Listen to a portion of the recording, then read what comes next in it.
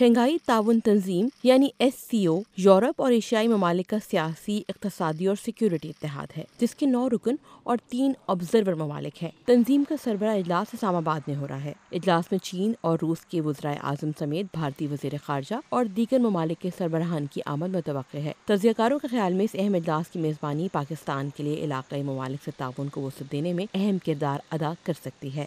پاکستان کی باری تھی ہوسٹ کرنا SCO کی سمٹ۔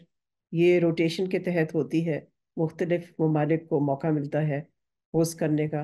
ظاہر ہے یہ بہت ہی بڑی سفارتی ذمہ داری ہے، تو دیکھنا یہ ہے کہ کون کون آتا ہے اس کو اٹینڈ کرنے کے لیے، اور پھر یہ کہ اس کا نتیجہ کیا نکلتا ہے۔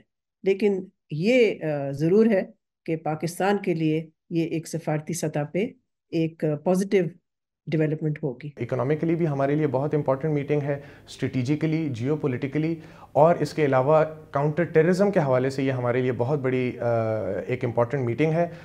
اس وقت جتنے بھی اہم ممالک ہیں، چاہے وہ ریجنل ہیں یا ایکسٹرا ریجنل ہیں، بالخصوص روس اور چین، ان کے جو وزرائے اعظم جو ہیں وہ پاکستان میں جب تشریف لائیں گے تو یہ پاکستان کے لیے ایک بہت اچھا موقع ہے کہ ہم اپنے باقی SCO ممبر اسٹیٹس کو یہ بات ثابت کریں کہ پاکستان ٹریڈ کے لیے اوپن ہے، فارن ڈائریکٹ انویسٹمنٹ کے لیے ایک بہت ہی موزوں جگہ ہے، اور اس کے علاوہ جو جتنی بھی انفراسٹرکچر ڈیولپمنٹ ہے پاکستان اس حوالے سے بھی آن بورڈ ہے، اور ٹرانزٹ کے حوالے سے پاکستان ایک بہت ہی میجر ہب کا کردار ادا کر سکتا ہے۔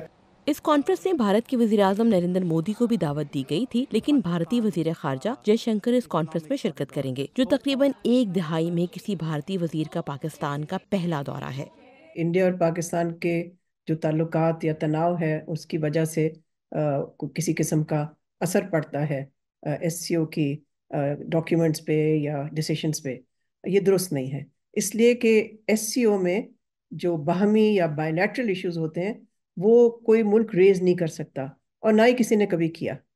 تو میں نہیں سمجھتی کہ انڈیا پاکستان کی ٹینشنز کی وجہ سے SCO پہ کوئی اثر پڑے گا۔ جے شنکر کا پاکستان آنا ایک بہت ہی میجر کانفیڈنس بلڈنگ میجر ہو سکتا ہے۔ البتہ آپ کو یہ بات ذہن نشین کرنی ہوگی کہ SCO کے اندر اس کے پلیٹ فارم کے اوپر کوئی بھی بائیلیٹرل ایشو یا ڈسپیوٹ جو ہے اس کو ڈسکس کرنا یا اس کو سامنے لانے کی بالکل بھی اجازت نہیں ہے۔ اسی لیے ڈاکٹر جے شنکر اور ان کے آفس نے پہلے بھی یہ بات کلیریفائی کر دی تھی کہ ہم پاکستان جا رہے ہیں کسی بائیلیٹرل ایشو کو ڈسکس کرنے نہیں، but as a member of the SCO۔ SCO conference میں جن موضوعات پر گفتگو ہونے کا امکان ہے ان میں تجارت، سیکیورٹی، ٹرانزٹ ٹریڈ اور اس کے ساتھ ساتھ انسداد دہشت گردی شامل ہے۔ سب سے پہلے جو مدعا اس کے اوپر ڈسکس ہوگا وہ ٹریڈ اینڈ ٹرانزٹ کا ہوگا۔